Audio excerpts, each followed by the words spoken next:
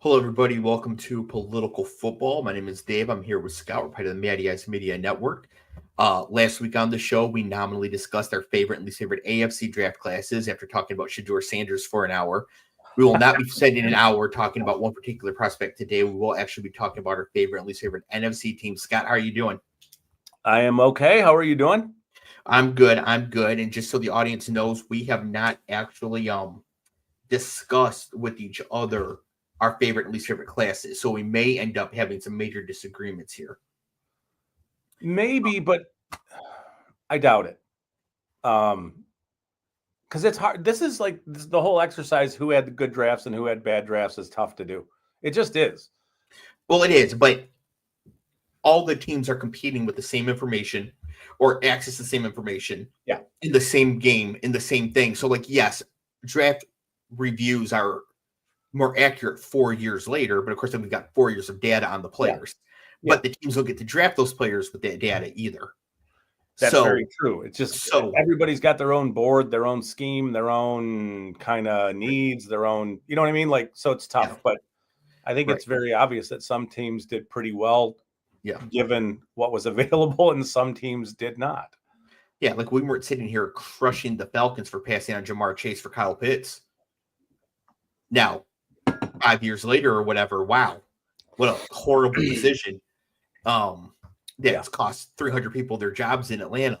But at the time, we didn't quite see it. So, that's kind of how it goes sometimes. So I actually want to start with my number 3 favorite class, because they had some news today, and that is the Dallas Cowboys. Okay. So were the Cowboys in your top 3? No. Okay. No, but I didn't think they had a bad draft. Yeah, they just were in your top 3. Yeah. But again, like, they could easily have weaseled their way in there, because the third team that I picked, I don't feel great about having them in the, you know what I mean? Like, okay. So, yeah. So we'll see. We'll see if maybe I can convince you that Dallas belongs in here. But the first thing for Dallas is we have to discuss the trade they made at 7:00 this morning, acquiring George Pickens from the Pittsburgh Steelers for a 3rd-round pick and a future late-round pick swap. My initial thought was that this was great for the Cowboys. It gives them a legitimate wide receiver too, and it puts them squarely in the conversation for the wild card in the NFC. No, I think they're already pretty much in that conversation, but I think it gives them a much more legitimate chance to actually earn that wild card. So, yes, he is the one who coughs. So given that, like, I think it's a great bit of business. What did you think of this trade? I mean, in the context of seeing, like, Philly gave up a 3rd for Jahan Dotson, Pickens is the Cowboys gave up a 4th for Jonathan Mingo. Yeah. That's the one I was trying to rack my brain over, because it feels like there have been receivers that have moved. But Pickens is a really good player, and I think he gives Dallas a player that Dak will probably give opportunities to. But and Pickens, I think, will get his targets and stuff. But Lamb, I think it really opens up some things for Lamb. Mm-hmm. Like, Dallas has some smaller gadgety types, Kevontae Turpin and Jalen Tolbert. And I mean, I like Jalen Tolbert coming out a lot. But I think his time is probably, I mean, he might be a wide receiver 4 for them. Whatever it is, that's probably where he best slots in. But I like it for Dak. I think that and Lamb's incredible, but it gives Dak an option on the boundary, down the field, where Pickens is at his best. I mean, he makes just absurd, ridiculous catches. And I love the concept of the implosion factor with Pickens in Dallas, because that dude is ready to throw hands at any time. And he has, he is volatile, but, big outside boundary receiver who's capable of winning with the ball in the air. I think it's good. And they gave up a 3rd, but I don't think it matters so much. You know? If a pair of black Air Force Ones was a person, it would be George Pickens. I forget who it was, but there's a highlight of him just as college, George Pickens. And I think it's against Georgia Tech or somebody, and he's just got somebody by the face mask, and he hits him a couple times, and he drags him into the end zone, and then fires him up against the wall. And it's just like, dude, man, what happened? You know, my favorite George Pickens college was actually in the playoff game against Michigan, where they beat Michigan 96-0 or whatever. And Pickens was coming off the ACL he suffered at the first week of the season, but he wanted to go in the draft, so he wanted to show he was healthy. Yeah. So he played like 3 snaps. One snap, he caught a 50-yard fly route. The next snap, he just shoved Dax Hill over. And he was like, all right, I'm good. I remember that. I remember the him coming off the ball and just wrecking a corner. Yeah. You know, I can see it in my mind. Yeah, he's super physical. I like the fit, and I think it's smart for Dallas to be doing stuff like this. And I think trading a 3rd round pick for George Pickens is a lot better than spending the 12th overall pick on Matt Golden. Without a doubt. And I would say it's better than spending your 12th overall pick on even Tet McMillan. Even though McMillan and Pickens I think Pickens is a little more, I think he has more speed, like long speed. But, you know, I think that some of the stuff that McMillan's going to do is winning with the ball in the air, you know, on the boundary. Pickens does all that stuff. I liked it a lot. I mean, it's a 3rd round pick, whatever. We saw the Lions in the most recent draft just fire off 2 3rd round picks for a dude who nobody really knows if he's going to work or not. You know, I think all day 2 picks are very valuable. But I think they're also more valuable. It's not fair. The Cowboys are a pretty decent drafters, so a 3rd round pick is good for them. I mean, they draft good players. I don't think they do a good job in the draft necessarily, but they draft good players. Now this year is an exception, of course.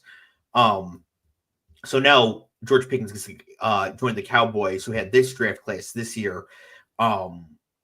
I thought they got a lot of good value all the way through, and there's just one glaring mistake that I thought that they made in real time. I want to get your thought on that. But 1st round, 12th overall, they Tyler Booker, interior offensive line from Alabama. Now, I think this was a reach. I think they could have traded down and still gotten him. I wouldn't be shocked if they tried to trade down, but there were no trades between like pick 5 and pick 24. Yeah. And he just immediately starts for them and solves the problem. So with McMillan off the board, it's kind of hard to get mad at them for just addressing a glaring need. Yeah, it's just, you know, with him, he's a phone booth kind of go forward type of mauler. I mean, if they run lots of power gap stuff, good pick, right? I think he's ready to go right now. He's ready to play. Seems like a really good dude, high character player, right? So I think that, you know, it makes sense. I mean, he is a guard, so it's a little high for a guard, but these days, you know, finding a guy who comes in right now, could play for you right now and help your running game. I don't know what I think he'll struggle in pass protection. He's got real heavy feet. And he's aggressive, you know, and stuff. So there are times when you can find him struggling, like specific to what Michigan did to them 2 years ago, with the twists and stunts between Mason Graham and Grant and the edge players that they had. Alabama was lost in the first half. They were. I mean, that was a master class by Michigan of taking a school like Alabama, who wanted, I think, to play a little big boy football against Michigan in the first half. Showing them what it really is. Yeah, they tried, and it just was not happening for them. So then the second half, bunch of RPOs. You know, but luckily for Dallas, Philly and the Giants don't have great defensive line, so it shouldn't be a problem. No wait. Yeah, it's just don't run outside zone with him, right? Yeah, he's not that guy. But if you run power stuff and a little inside zone, you're fine. Yep. 2nd round pick 44, they take explosive edge rusher Donovan Ezeriaku, who I knew you were high on. I thought he was going 19th overall to the Bucks. So I obviously was much higher on him here. Did he fall only because of size concerns? Because that was kind of known coming into it, and you were really past that? Or is there another reason why he fell? If he falls because of size concerns, then I'm going to send you a check in the mail today, because every GM who passed on him because of size concerns, they're all morons. It sounds crazy. He was 6'2.5". He was 240. He came in at just under 250 pounds. Oh, wow. Yeah. He has 34.5-inch arms. He's got like a 6'11" wingspan. So he's got the length that you would want from any 6'5" edge rusher. It just comes in a 6'2" body. So he's undersized at 6'2.5" and 247 or whatever he was. But Michael Williams, who's 6'5" and 255, is the perfect weight, perfect prototype for an edge player. And it's like, I don't get it. Like, so there had to be something else. I wonder if it did take him a while to really be productive at Boston College. Mm-hmm. And maybe there is some thought that he might have just been like a 1-year flash in the pan kind of player. But, I don't buy the size concerns thing. And he's got his pass rush arsenal is ridiculous. He's got it all. Like, he might have more in his pass rush bag than almost any pass rusher in this draft. He might. I mean, his ability to use his hands and set up moves and beat tackles with his bend, all that stuff. He's got all that stuff. And to me, I like the idea that he's 6'2" and change, because that's leverage. He's underneath tackles, immediately. So I like it. I think it's good. I think it's better for him to be shorter than. That's one of the things I didn't like about James Pierce, was that he was 6'5" and 245, and he's like, that's a very linear dude. Oh, we'll be getting to him. We will. I figured we would get there with that team. No, but I don't know. But really good pick. I like the pairing of him and Parsons together. Third round, they take Siobhan Ravel Jr., cornerback out of ECU, towards ACL middle of the year last year. If not, I think he's a late first round pick, the sort of Maxwell Hairston range. So I thought this was a really good value. Yeah, he's a dude. He's more of a physical press guy than Hairston is. But yeah, a really good player. Yeah, just a fantastic corner. Yeah.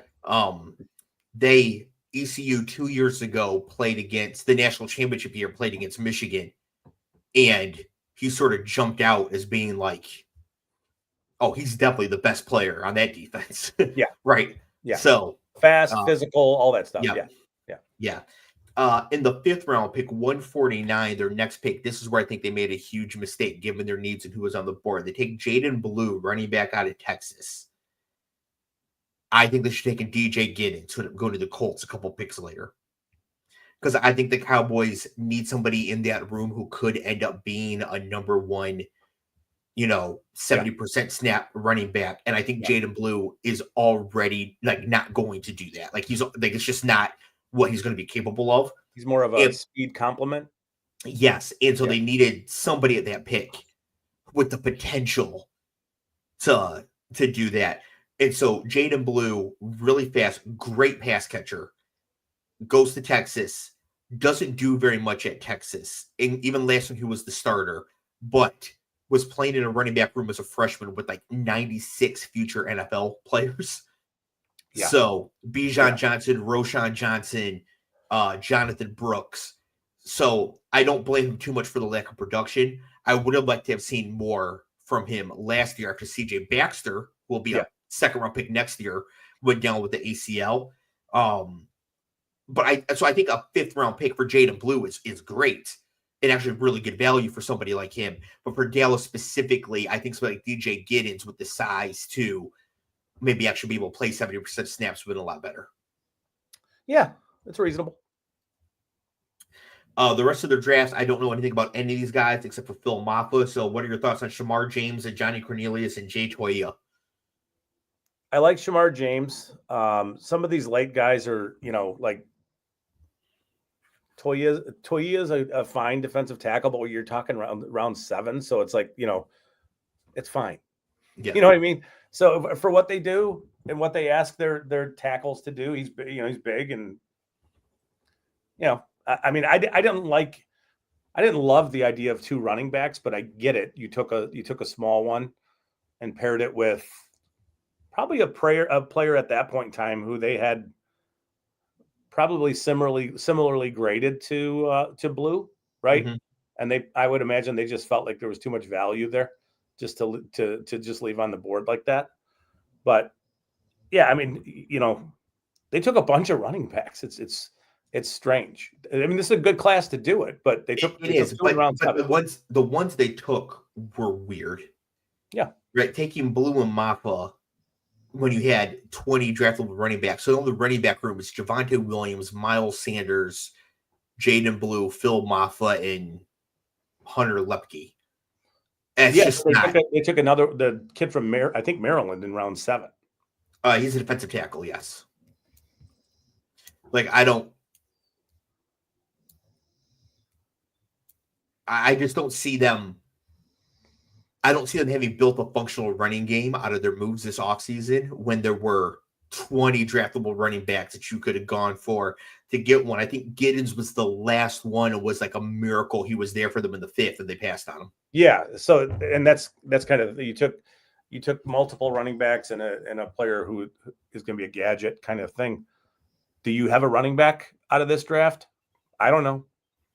I think that's your point. Like, between Blue and Maffa, you might have you might get one of them to complement Javonte Williams, but I mean, he's like, to coin a phrase, dust ball adjacent, right? In your terms, he is. I mean, he got a full workload in Denver last year and was like OJ in San Francisco level bad. He was. It's unfortunate he suffered that injury because I think there was a little bit of athleticism that he lacked before the injury. Yeah. I don't know that he ever got it back. I mean, Blue's, you're right about Blue. He's really good in the passing game, and maybe that's the intrigue there. Maybe more than anything. I don't know. But, I mean, I think they got pretty good value from their first 3 picks. Shamar James is a good player. And that's the appropriate range for a linebacker like him. Round 5 is cool for linebackers, So, yeah, absolutely. That's the exact right time to take him. Unlike next year where they take Anthony Hill in the first round, I mean that's pretty much a given.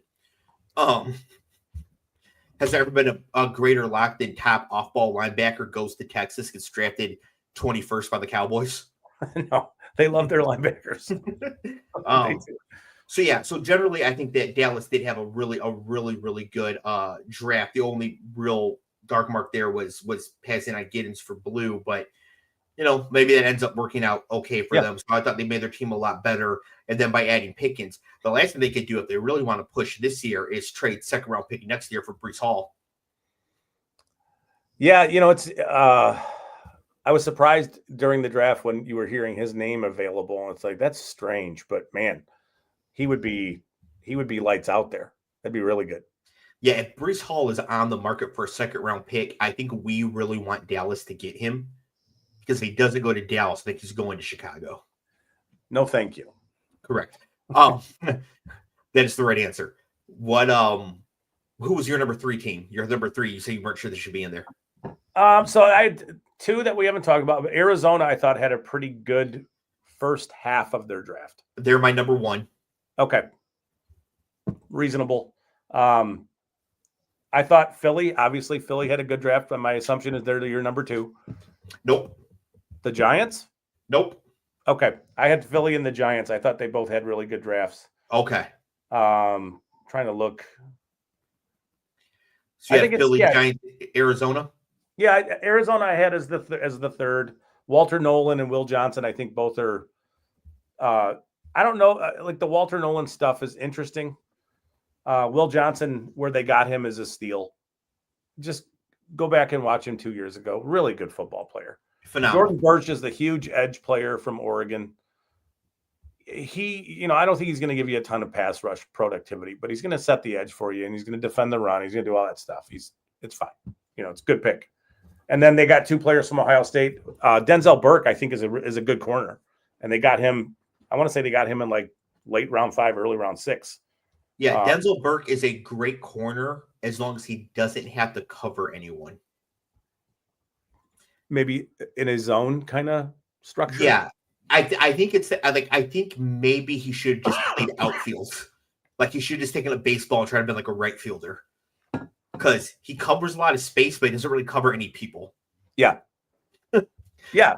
But I mean, that's, I think if you look at what they're doing, maybe they are going a little more zone heavy. Will Johnson, I think, is a more zone kind of corner.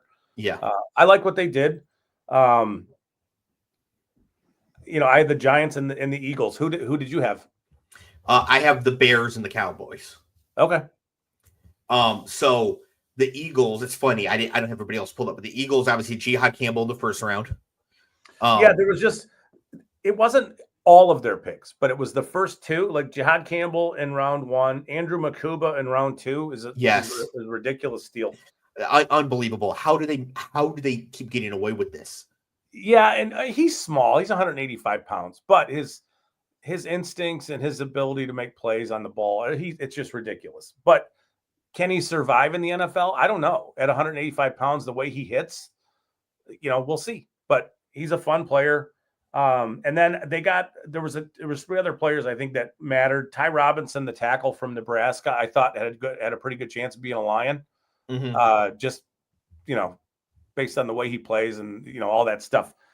Kyle McCord out of Syracuse is kind of a weird fit there. Like, I don't know, but backup quarterback. Yeah. Their backup last year was Kenny Pickett. I mean, yeah. Pickett was really athletic though, so like I can see pairing an athletic quarterback with Jalen Hurts and having that make sense. Kyle McCord can't move. Yeah, he's not super athletic, but again, it's late in the draft and you're getting a backup quarterback. It's fine. And Kyle McCord does have a good deep ball. So with AJ Brown, Devontae Smith, like if you're like, hey, just all 3 downs, we're running 9 routes, so just get down there. There's some functional stuff there. And then their last pick was Antoine Powell-Ryland, who's an edge player from Vatech. Mm-hmm. And I thought that was a pretty good value for what he is as a player. Mm-hmm. So I didn't think what they did with every pick was great, but the first 2, I should say the first 3 and the last one, and then throwing in the idea of getting a backup quarterback, at a reasonable price is good. So that's what I thought about them. Yeah. Okay. I mean, the Eagles always have a good draft. And you're right. Makuba that late in the second round that's really good. Yeah. So we talked about Arizona, who was my number 1. So my number 2, where you have the Giants, I have the Bears. So the Bears 10th overall. First, they stand pat. I think they were trying to trade up to get Ashton Jeanty at 5, but once the Jags went up to 2 and the Browns dropped to 5, honestly, the Browns should have dropped again if they had the opportunity. But agreed. Yeah. But we'll get to them too.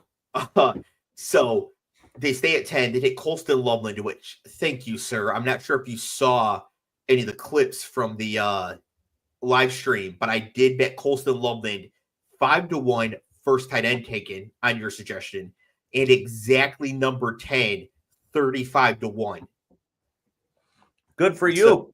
So I smashed both of those. That was phenomenal, which led into me being so excited about betting. Cleve asked me, bro, is there anything you won't bet?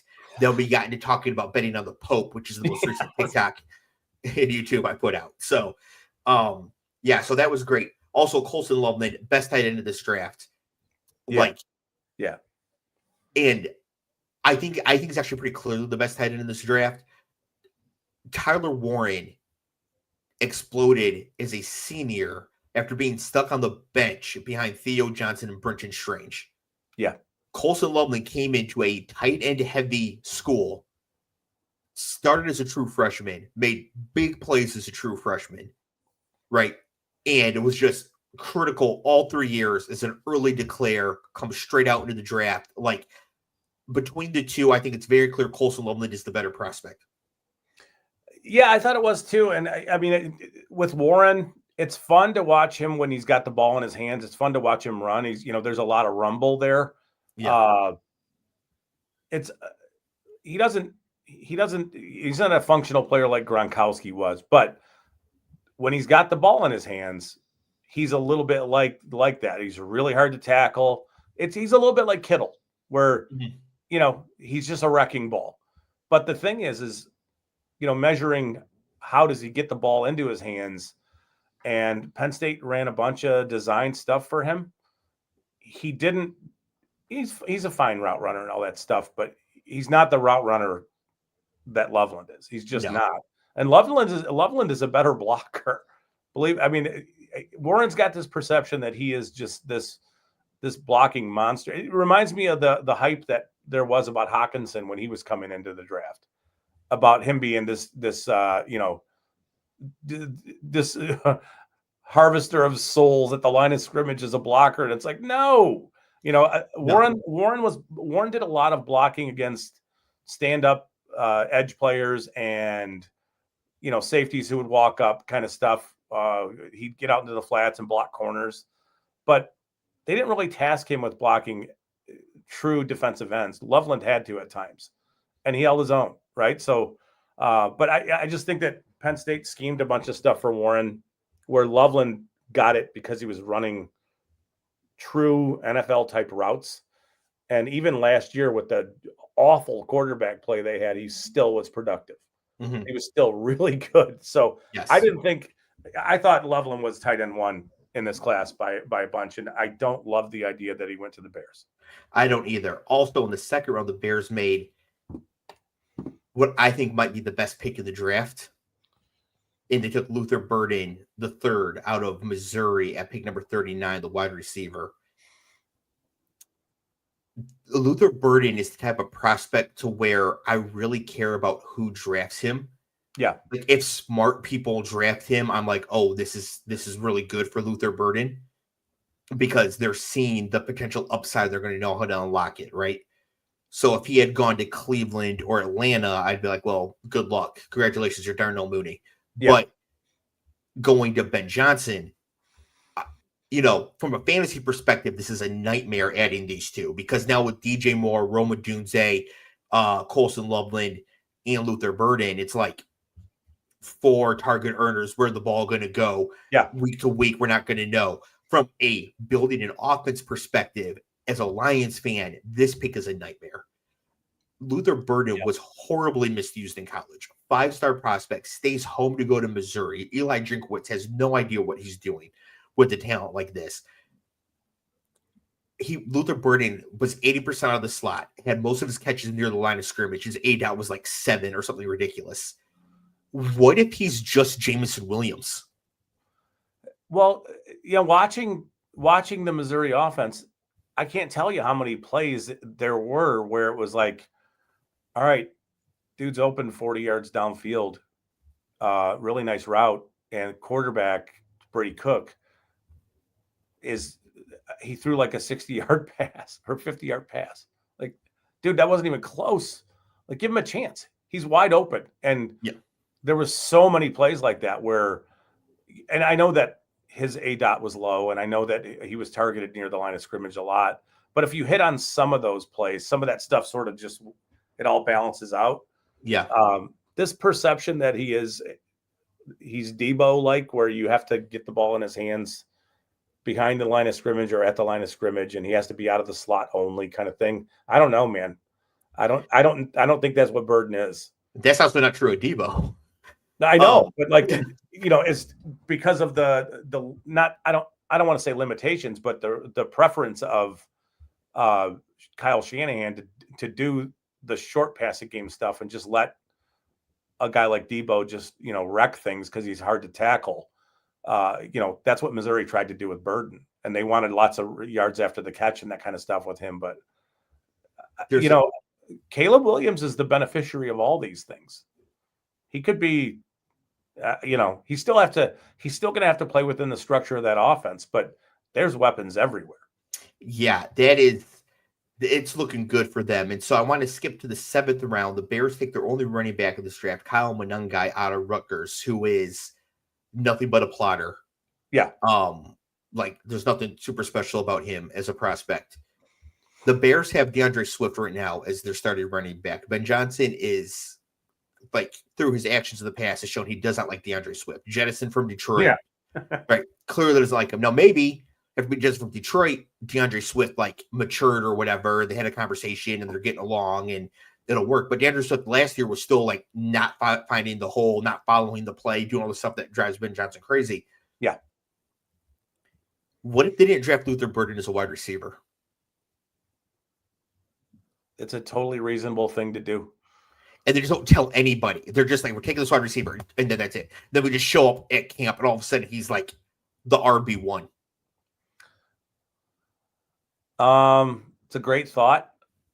I'd be surprised if they did that, but it would explain a lot of things around them ignoring the running back position and essentially taking one late who is a heavy, probably goal line 3rd and 1 type guy. Yeah. I mean, I don't think Swift fits in with what Ben Johnson likes to do. And he is very detailed and very organized. And it's not going to take too many opportunities for Swift to screw up where he's just going to go sit down, But yeah, I think that's I had not thought about that. That's a really interesting take. Because because I'm thinking like Tyrone Tracy makes this move from wide receiver to running back. Antonio Gibson makes it from wide receiver to running back. If Luther Burden did the same thing, it's not going to take him long because he's trying to hand him the ball. Plus, he already runs routes. Like, yeah, he's got the correct size. He's like 6'1", 180, 190-ish. He's like 205. Oh, good. Perfect. Yeah, he's got the proper size for it. He's prototype, and he's Jahmyr Gibbs size. He's bigger than Gibbs. Gibbs 199. Yeah. I'm looking. I want to see exactly. He's 6'205". Yeah. So, and Gibbs is 5'11", 199. So he's slightly bigger than Jahmyr Gibbs. Moves kind of like him. Like, I mean, and it would be something like Ben Johnson to just not tell anyone. Yeah, it wouldn't. I think that now that you're talking about it, I think he will get carries. I think there will be times when he'll get carries. Yeah. And right. I mean, we know that Ben Johnson's a smart guy. DJ Moore is their slot receiver. Period. Yeah. He is. DJ Moore is the Amon-Ra. He should feast, right? So then now you have. Oh, Dunze's the Tim Patrick. They need a Jamison Williams. They have the Laporte and Colson Loveland. If they have their Gibbs and Burden, they're really just missing the JMO. Yeah. Yeah. Ryan's like 6-0 without him. I think Burden can do some of those things. Like, I do think that he's a better route runner than advertised. He's fast. He's, Yeah. Because if they end up moving Burden to running back, he went like right in between Quinshon Judkins and TreVeyon Henderson. And if you just put RB next to him instead, he'd be going middle of the first round in dynasty drafts right now. Yeah. That's TreVeyon Henderson is a player I thought Ben Johnson might target. The explosiveness out of the backfield, that kind of stuff. Yep. He's which is why I'm thinking they might do this with Burden. And like, I'm definitely going to clip this and make this a TikTok because if it happens, I definitely want it to be out there because I could just, like, if you open your third eye, you could just sort of see if they weren't planning on it right away or it's like in the back of their minds, but they get them in the building and they're in mini camp and they're like, Yeah. This guy's incredible with the ball in his hands. Yep. Rest of their draft, they take some offensive tackle out of Boston College. I assume he sucks because he went to Boston College and played offensive line. That's not how it works. I assume he sucks. No, you can't get the offensive line because offensive line is only as strong as their weakest link. So he could have been Orlando Pace at a Boston College line. Probably still would have sucked. So he might be fine. They take Shamar Turner, defensive tackle out of Texas A&M. Just kind of, I thought he was a little overdrafted in the second round, but he fits exactly what they're looking for. Yeah. Ruben Hippolyte II, underrated all-name team member. Linebacker from Maryland, sort of an all-over-the-field sort of player. I think a lock, really good special teams player in the NFL. Yeah. And could probably actually play some linebacker too. Yeah. Yeah, I mean, Shamar Turner is fine. He went with the 62nd pick. He's a pretty disruptive player. I would have thought he would be kind of in that range or maybe a touch later. Ozzie Trapillo is a pretty good player. Like he may play tackle, and with what they currently have, they need a left tackle. They have Braxton Jones. He did suffer the injury last year. He's coming back. My assumption is he probably starts for them, but this is, the depth stuff. It's fine. It's cool. In the sixth round, they took guard Luke Newman out of Michigan State, who I know sucks because he played offensive line at Michigan State. None of them were good. You can't convince me otherwise. You're like they were drafted. He sucks. I mean, look, like maybe he's got measurables or something, but I saw enough Michigan State games last year to know that their offensive line was not. Nobody off that offensive line that's good. Then we mentioned Commandant guy already. So I think the Bears had a really good draft as it is. If Burden ends up moving to running back, this has potential to be the best class in the entire league. And this is sort of class combined with last year's class with good coaching. Like if the Bears make the NFC title game this year, this is why.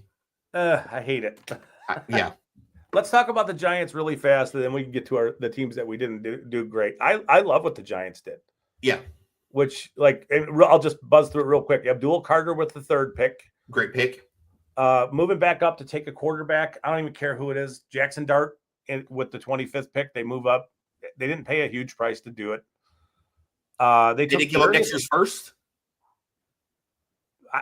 Yeah, but if Jackson Dart hits, do you care? But if he doesn't hit, you really care. I know, but I don't. But Joe Shane does it because he'll be fired. So. Exactly. So I think it's blending the desires of a team to kind of figure it out and get it pointed in the right direction with a group of people who need to get it done quickly or they're gone. And I think they balanced all that stuff pretty good, right? You got the best defensive edge player in the class. I'm not a huge Jackson Dart fan. I don't love his game, but if they do, cool. So during the draft, when the Giants made the trade up and people weren't sure yet who they were trading up for, I was like, this has to be for Jackson Dart. There's no other quarterback worth taking here. Jalen Milroe is way too much of a project at this point. Tyler Shuck is 26 years old, and Shadur Sanders is like a 2nd or 3rd round prospect. Like, this has to be for Jackson Dart.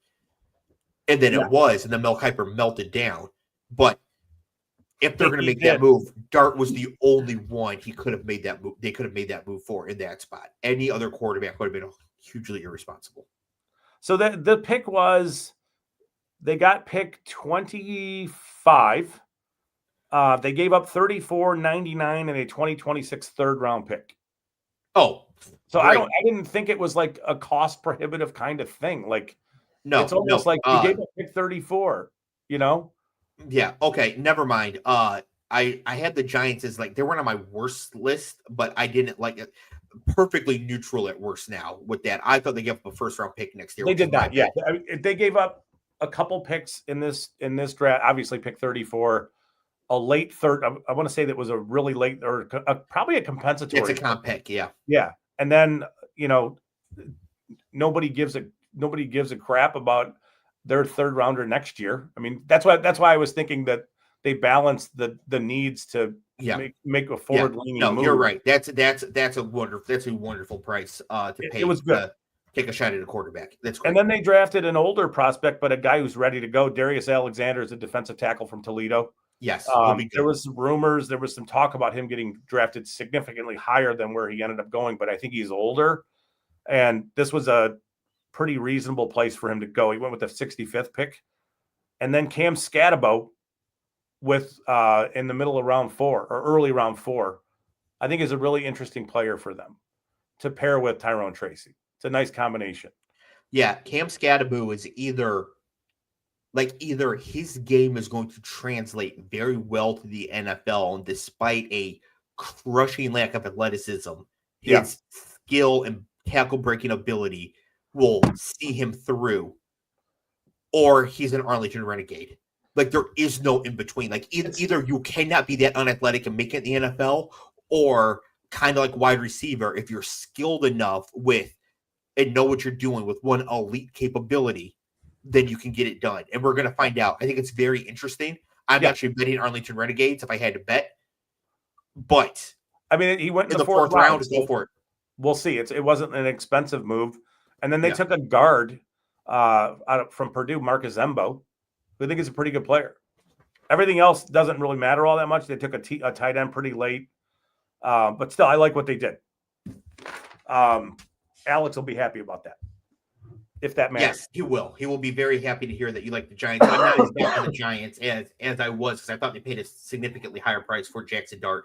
I didn't think they paid. I didn't think they really paid. I think they actually underpaid a bunch to jump back up in the first round. Paul says about Scadaboo, he's either going to be a folk here or out of the league in 2 years. Well, it depends on what happens in the next 2 years. He could do both. He's going to be everybody. He's going to be everybody's least favorite uncle's favorite player. That's a really interesting way of putting it, Dave. Yeah. But I know exactly what you're saying. Okay. Worst draft in the NFC. I'm going to count to 3, and we're going to say our number one team at the same time. Okay. Yes. 1, 2, 3. Atlanta. Green Bay Packers. I could have easily said Atlanta. I only have 2. It's Atlanta and Green Bay. I think you think Green Bay was worse? Did I surprise you? You think Green Bay was worse than Atlanta? Kind of, yeah. Yeah. Because there's a chance that James Pierce does work. It's just let's do Atlanta first. Let's say Atlanta had the worst. We're going to do Atlanta first, because in this case, I'm just right. So we're going to go with Atlanta first. Cool. So the only argument I would give you for why Atlanta's draft might not be as be the worst is that Jalen Walker at pick 15 is a great pick, great value, fantastic, great player. It's going to be great. Yeah. He's got like 7 Pro Bowls in his future. Got him at 15. Lock it up. Great pick. Yes. So when you get such a great pick like that, I can see somebody arguing that they can't be the worst because their first pick was so good. Yeah, but it's everything they did after that and what they gave up. And what it kind of like this year doesn't stand alone from last year. And for last year, we argued for so long about the Michael Penix thing. Yeah. And like I'm saying, it was a horrible process and all that. Their process this year gives that argument more credence for last year. I think it's the same argument you've been making for a year and a half now. It's the same thing. Right. Right. But the argument is the Atlanta Falcons don't know what they're doing. Yes.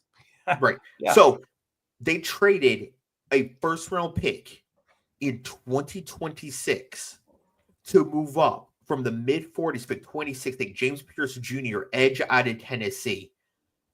When this happened on the live stream, Ben looked up an article to see what James Pierce's off the field issues were, and the article was titled something like "Everything James Pierce has done wrong."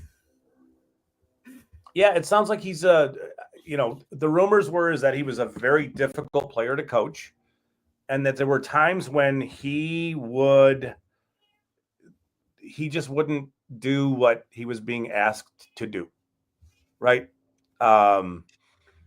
That's tough. Right. So they gave up more than just a first rounder. I'm trying to find exactly what they gave up. Yeah. I mean, they did. They way overpaid, but giving up the first rounder next year in next year's draft class, you don't want to be giving away first round draft picks in quarterback heavy classes, even if you don't think you're going to need a quarterback, because somebody else is. Yeah. And that gives you incredible leverage for let's say Michael Penix works out this season. He's clearly the quarterback going forward. He's like Jordan Love, CJ Stroud, right? Maybe not Jaden Daniels, but he's like clearly the guy. They're not the quarterback market. But they still end up missing the playoffs in the second division. They're picking 17th, right? In next you gave up pick 20. You gave up pick 17 in the 2026 draft in your example for the 26th pick, and a player who sounds like he's there might be some issues there. But you also gave up pick 46 and pick 242. Right, and they made this trade with the Rams. So instead of making this trade with the Rams, they said they don't make this trade. Next year, they have pick 17. The Rams have pick, I think they're going to win their division. So they have pick 26. Matt Stafford retires, right? The Rams need a quarterback. And there's going to be between 3 and 6 first-round quarterbacks next year. If it happens, they're all going to go in the top 12, like the Bo Nix year, right? The Rams are too far away, right? But they need a quarterback. You have pick 17. You go to them, hey, we'll give you pick 17 for Braden Fisk. Right? You give us this proven defensive player, we'll give you 17. Now you've got 17 and 26. The Carolina Panthers are picking high again, but they're happy with Bryce Young. Yeah. You trade them 17 and 26 for pick 6 and take Sellers, Manning, Klubnik, Aller, whoever. Yeah. Right? Yeah. Now, with them having made this trade, what if Penix doesn't work out? What if Penix is bad and the Falcons are picking 8th? Now the Rams are just picking 8th. Yes. With the 26th. Yeah. There's a chance the Rams, if there's not consensus on who the top quarterback is, there's a chance the Rams get the quarterback of their choice next year now. Because they'll have like 8 and 26. Yeah. And if people are like, well, some like Arch and some like Sellers and some like whoever, like the Bryce Young, Anthony Richardson, CJ Stroud year, Rams will be like, well, here's these 2 first-round picks. We're coming up, and we're going to take the one we think is best. Yeah. And now Sean McVay gets his quarterback of choice for the next decade. Yeah. Smart move by the Rams. I mean, it is, because to me, it's as simple as you gave up your future first and this year's second, right? I don't think pick 242 matters, but you gave up pick 46. So you gave up your second rounder this year. I don't think there's a world that I hate saying it that way, but there's really no way the Rams pick is pick 26 next year. You know what I mean? Like, they're not going to play to that level. They're just not. I think the Rams are winning that division. Not the Falcons, not the Rams. The Falcons could be, but the Falcons. I mean, that division is so bad. But even if they finish second to Tampa, they go 8 and 9. Yeah, they could be picking like 17th. But again, the wheels could fall off. They could. That's why it's such a shocking trade, because it's like there's almost no way that you can outperform the position in which you traded from. Like you traded to. You went to pick 26, right? And it almost feels like, I know you got a gift in Jalen Walker, but they must have had a huge grade on Pierce. Even if Michael Penix last year had established himself in the Jordan Love, CJ Stroud tier of this is definitely our guy going forward, this trade still would have been terrible. It's a brutal decision for an edge player who has questions about his commitment and character and all that stuff. I understand it, because he's a true edge player, and Jalen Walker's an off-ball linebacker who can play edge at times. But it's just the cost is just crazy. This really has the potential to sink that franchise. Yeah. Like, this is as bad as the trade up for Trey Lance, except it wasn't for a quarterback, and the Falcons ain't finding Mr. Irrelevant to go to the Pro Bowl. They don't have that move in them. And this roster can't. I don't know how this roster, as constructed, survives not adding a first-round type of player next year. I just don't know how they do it. Penix really has to work out. He really does. And also, Pierce has to be like the man. Jalen Walker is going to be fine. His floor is so high, he's fine, right? But I think the Pierce thing is, they're taking, it's such a huge gamble on a kid. Michael Penix, they stood at 8 and just took him at 8. Now they put themselves in a position to where Michael Penix has to be worth, like, having traded this next first round pick to move up for him. Yeah. Yeah. They have put themselves against the wall. They really have. Yes. And the first mistake they made, the issues around the quarterback thing, they kind of pulled their way out of it in some ways. The problem resolved itself. I don't know how. This one is different, though. This one is like, Pierce better be pretty good, pretty quick, or there's going to be a lot of regret. It reminds me of a little bit of when the Saints gave up multiple firsts for Marcus Davenport. Yeah. And it just never worked. And it was like, wow, that's such an aggressive move. Mm-hmm. I know they needed edge players. They need more pass rushers and all that stuff. But wow, man, like that was the surprise of the draft for me. That trade was pretty wild. Yeah, that was, I mean, it was horrific. Real quick, I'm going to talk about their other picks. Can you look up what pick Mike Green was for the Ravens? Yeah. So, third round pick 96, the Falcons take Xavier Watts, safety out of Notre Dame. I think Xavier Watts is a really good player. I think that's actually some really good value there that they got. And that was a good pick. Billy Bowman Jr., safety from Oklahoma. Don't know anything about that guy, but Oklahoma was garbage last year. And then 7th round, because they only had like 5 picks. I'll put it to you this way. I think Watts was a little bit underdrafted. I think he could have been drafted maybe in the middle of round 3, maybe a little higher. Mm-hmm. I thought Bowman was overdrafted. Yeah. And they're both safeties, which is like,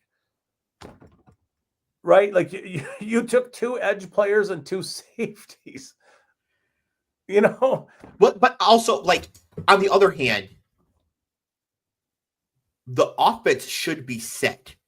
London Pitts, Bijan Penix, Chris Lindstrom, like, they should be good. I could see why they have AJ Terrell, so I could see why they're like, give us the edge, give us the safeties.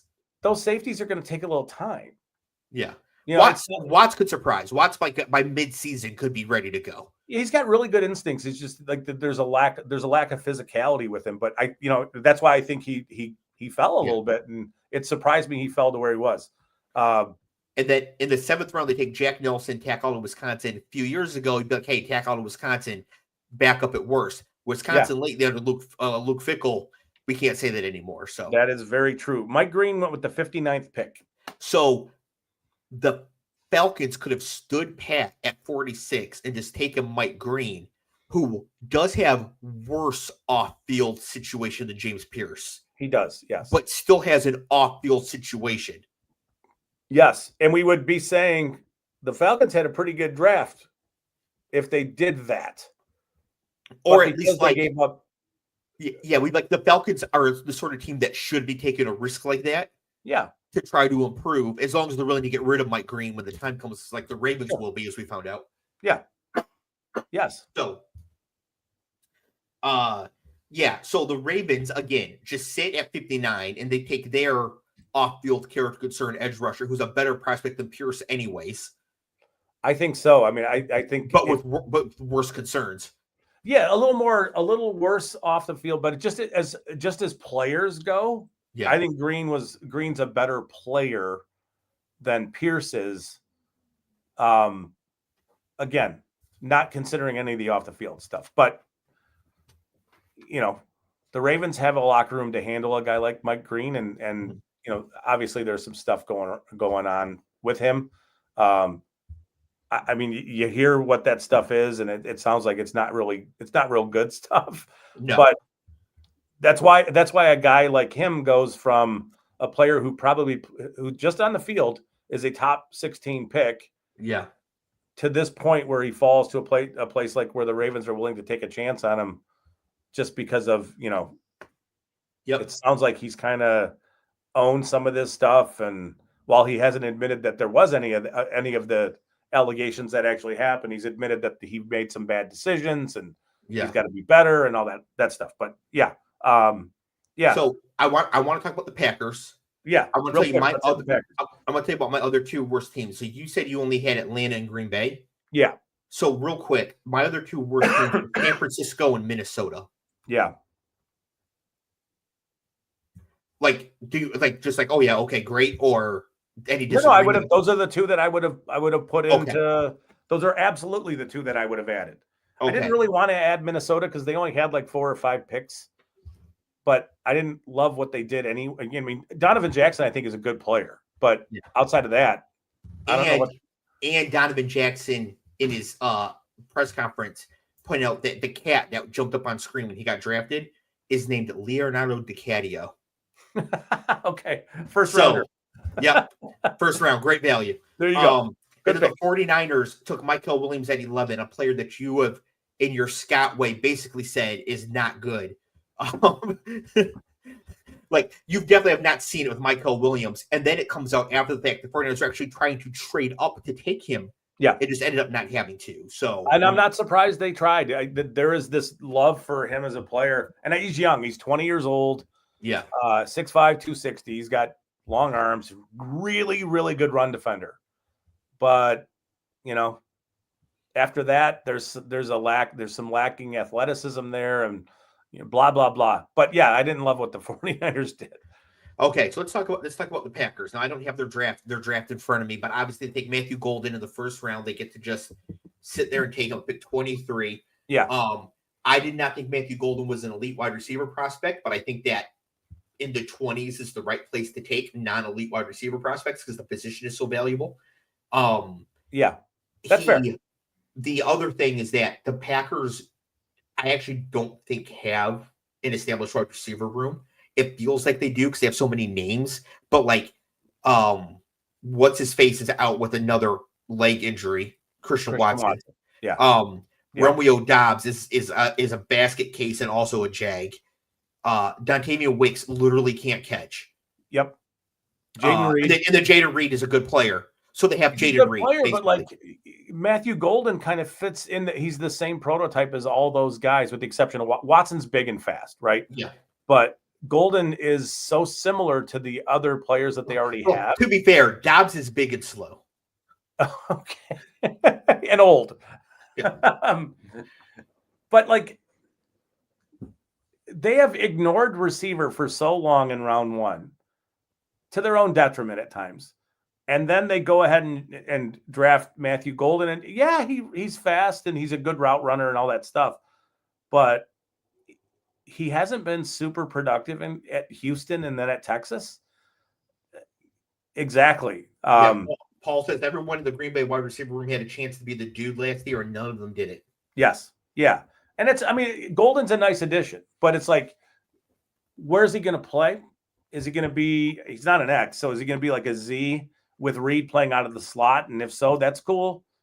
But it's just a strange addition.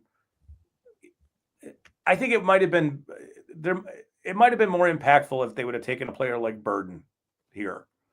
Because I think Burden's upside is a little more interesting. Now, I could be totally wrong on this because Golden's fine. He's a good route runner. He's all that. He's fine. You know what the thing is? You know who you're saying they should have taken? It's Jaden Higgins. Yeah, they need somebody like that. And then they tried to do it in the third round with Savion Williams, right? Who's a huge, huge receiver from Texas, from TCU, but he cannot play that way.